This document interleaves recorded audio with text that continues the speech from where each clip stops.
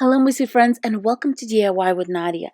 Today we are making a standard 21-inch Deco Mesh Wreath with step-by-step instructions. Let's get started.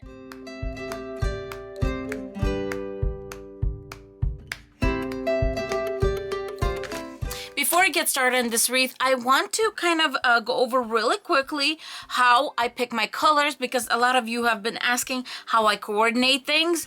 So I start with the most colorful thing, which would be this ribbon from the Dollar Tree. It has different color eggs, and basically what I do is I pull out colors that I think would work real nice and also what I have on hand. So I found this purple egg and I was like, oh, great way to use up my fall deco mesh. And then I found this blue. Now this blue from the Dollar Tree is a little bit like Aqua, but I think I can make it work. So these are the two ribbons I'll be using, and they are 2.5 inches by 108, and you would need 2 of each color. The deco mesh I'll be using is Simple Style. I got this one at Joint Fabrics, but you can also find it on BB Crafts and Amazon. It is 21 inches by 10 yards. You could probably make 2 wreaths from the 10 yards. If you're careful with how you cut and how you measure, you probably would get 2 wreaths out of this one. The wreath form I'm going to be using is a Dollar Tree silver wreath form, and this is the 14-inch. The last thing you're going to need is pipe cleaners. You're going to need 18 pipe cleaners, and that's going to be our magic number for today's wreath, because we're going to put 18 of these pipe cleaners on our wreath form. So that's why we are going to need 18 of each ribbon color. For now, let's count off our 18 pipe cleaners. When I initially started making wreaths, the most intimidating thing to me was looking at these wreath forms with all of these pipe cleaners sticking out, and I was like, where do you even start? How do you start? Well, we're going to break it down and we're going to make it so easy. You're going to be like, oh, that is just too easy. All right, so we're going to grab 3 pipe cleaners. We have 6 sections on here, so we're going to multiply 3 times 6, which is going to give us our magic number of 18. We're going to be using rows 2 and 3. I usually count my rows from the inside, so it would be 1, 2, 3, 4. That's just so you know. We're going to be putting on row 2, on the second row from the inside, 1 pipe cleaner, bring it to the center, and give it a twist or 2. Moving on to row 3, we're going to put 2 of these on here. So there's 1 and there's 2. So now let's look at it. Row 2, you have 1. Row 3, you have 2 on the sides over here. That's it. It's not intimidating, right? So what we're going to do is we're going to continue put all of these pipe cleaners on, and I'll be right back. Now that we're done with our pipe cleaners, we're going to go to the next step. I call the next step a spiral. Here is why, and this is what's going to make it easy to understand. We're going to have our spiral go either from inside out or from outside going in. Meaning some wreath makers like to start with row 2 and work their way out, or work from outside in. I personally like to work from inside out, because when you're doing that second row, it's going to be easy for you to finish up. Say we start our spiral right here. I'm going to put my finger. We're going to go to each of the sections and make our loops going all the way around.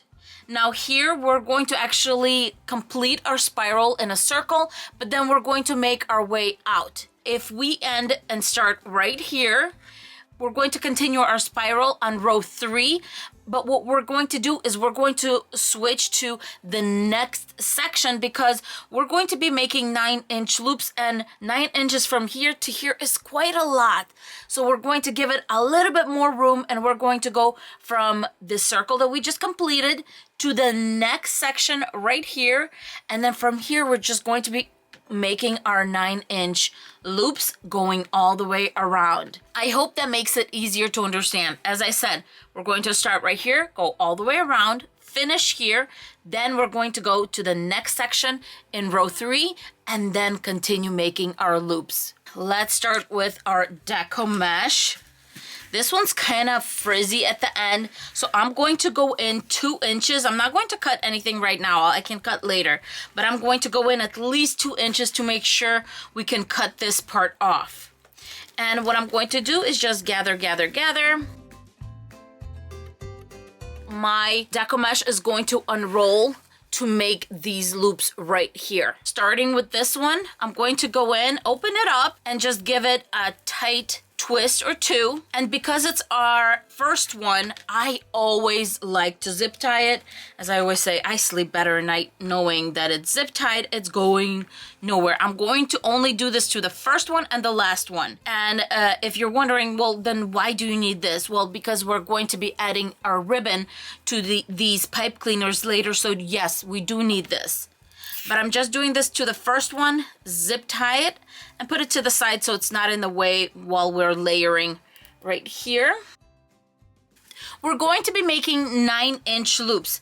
My square right here, this darker second square from the center, is 8 inches. So I'm going to start right here and then add an extra square, which is the lighter color right here, and that's going to give me 9 inches. I keep it tight when I'm measuring, so keeping my Deco Mesh nice and tight. There's my 9 inches. And then I'm going to go to the next section, row 2, where I only have that 1 pipe cleaner. And I'm going to give it 2 twists. And then once again, I'm going to keep it tight, grab my 9 inches, go to the next section. Some people do like to hot glue these little pipe cleaners in place. I'll tell you what, with the foil ones, there's just no point. Even when I use Gorilla Glue, for some reason they just, you know, become loose again. So it doesn't matter. Don't forget, this is going to be such a full wreath. As far as the pipe cleaner color, for this particular wreath, I am going to be using a lot of layers on here. So you're not even gonna see a glimpse of this silver pipe cleaner. Here's another reason why I put my second row pipe cleaners on the inside and the other ones outside. As you're working along, you're just grabbing the ones from the inside. It's easy to find them, easy to see them, and that's just the way I do it. I made my last loop in row 2, and this one is coming on top of that first connection where I have my zip tie, and I'm just going to put it right on top, give it 2 tight twists. There you go. And now we're going to move on to the next row, to row 3, and in the next section, not in the same section that you began and started, moving on to the next section. And row 2 is super easy. You just keep on making loops one after another, filling in those pipe cleaners, and you know, they'll be moving around. We can move them around. It really doesn't matter. It's going to be so full in this second row, especially because our loops are tighter together. It's going to be just fine. So that is why I usually don't even hot glue them, because they kind of sit in their own place almost. But you definitely can if you want. I went all the way around, and here is the last pipe cleaner. I have 2 on here, and it is so full right here. Sometimes I do go over to this next section, but I don't need to. It's very full right here. So what I'm going to do is, before I cut it off, I'm going to grab another zip tie and zip tie it, and that's it. I mean, look how easy this was. Now the next step is to decide whether you want to fluff this out, leave it alone, or fluff this out later. I decided to fluff it now because I find that sometimes when you fluff it out later, you already have the ribbon on top. It's just a whole mess. So I'm going to give it 1 inch to 2 inches, cut it off right here. This section right here, because I don't want it to fray, what I do is grab a rubber band it together so it stays nice and tucked, and then I roll my Deco Mesh up and put it away. I decided to fluff my Deco Mesh out right now, so I'm just starting with one end and kind of pulling it very gently, obviously, very gently, and then go on to the next one and just open it up. It's going to become a lot softer, a lot prettier when you just open all those ruffled areas up, and then you're going to see how much thicker it is. It's going to cover basically all that background of your actual wreath form. And here you can see fluffed out and still not fluffed out. This is softer, just, I don't know, happier. And can you believe I'm making a spring wreath with this dark purple? That's right. You just gotta pull colors out of your colorful, whether it would be Deco Mesh. So if I was using a colorful Deco Mesh, I would pull out colors from the Deco Mesh and either use solids, and I try to stick to one, I guess, like crazy print. Unless the prints go together, sometimes, you know, red, white, and black go together, and then just black and white, for example, go nicely together, that you can pair those. But when pairing, just make sure that the actual ribbons work together. As far as our ribbon, we're going to cut it into 12-inch strips to make it easier on myself. I grab a ruler. You can also have a little board that has the 12 inches, but I'm grabbing a 12-inch ruler, and I'm just going to start folding it over, and look at this.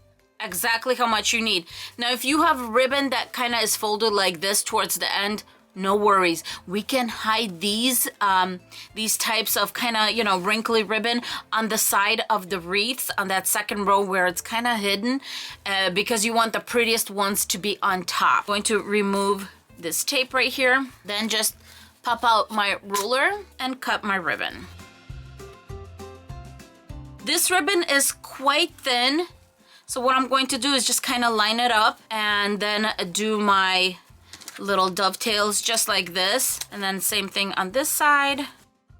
Now I'm going to do the same thing with my blue ribbon until I get 18 of each. Next, I'm going to grab Decorative Mesh, and this one's a lilac color. It's going to mix in nicely with all the purple and the purple of the actual wreath. And what we're going to do is we're going to cut it into 6-inch strips, which basically is going to make little squares, if I ever find where it starts. This decorative mesh is 3 yards. If we take those 3 yards, divide into the 6 inches, it's going to give us 18 of these squares, and that's perfect. That's all we need. Let's put these together. I'm going to grab one of each ribbon, crisscross it, and face it my way, just like this. Now I'm going to grab a decorative mesh, and I'm going to lay it down square in the middle, because we're going to collect it right here in this crossing going from up and down. The purpose of this decorative mesh is it's going to bring out our little decor right here, and you'll see it's going to give a little bit of softness. So for the center of this, I decided to use these little foam eggs from the Dollar Tree. Let's bring this together. I'm just going to start at the bottom and just kind of bring it in the middle, just like this. And grabbing any one of our pipe cleaners here, going to just push our little ribbon right towards the back, do 2 twists, and either you're going to use a centerpiece that requires the wire, you can definitely do that. In my case, I'm going to hot glue the little eggs right in the center, so I'm going to send my pipe cleaner to the back. In the back, I'm going to give it 2 tight twists and then fold it just like this, fold it over, and then fold it back into the wreath so it's nice and smooth here. Where we have our little ribbon right here, I'm going to grab a little one of these eggs, and you can pull out the little ribbon. If it's not pulling out, just cut it off, and then I'm just going to hot glue it sideways straight into our little bundle right here. And it's going to hold really good because we have our little decorative Deco Mesh right here, and there are beautiful ribbons on the sides. As I'm moving on to the next section, just remember to make sure that the right side is up, the beautiful side is facing up. I crisscrossed it, I put my decorative mesh on top, and now I'm bringing it together. Moving on to the next section. At this point, your wreath is probably going to look as crazy as mine does, but now I'm just going to start kind of puffing these out, kind of making little I don't know, like half kind of circles like this, and I'm just going to grab the ones in the back and just keep on adjusting them, making them pretty, poofing them out, and go all the way around.